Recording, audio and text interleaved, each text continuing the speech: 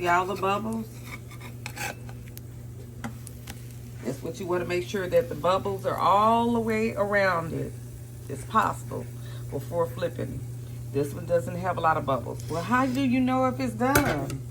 You can take the tip of a knife or a tip of a fork or toothpick and poke it. If nothing comes back with rawness, then it's done.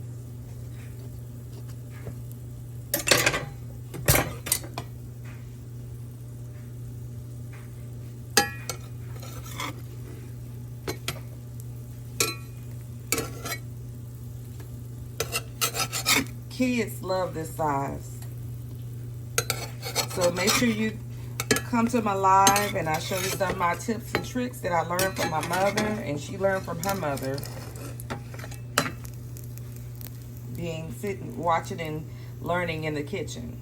If you want it to be darker, you leave it on dark. If you want it to be light brown like this, once all the bubbles form, you flip it and it'll be light brown. That's how you get the light brown color. Some people like it lighter or darker.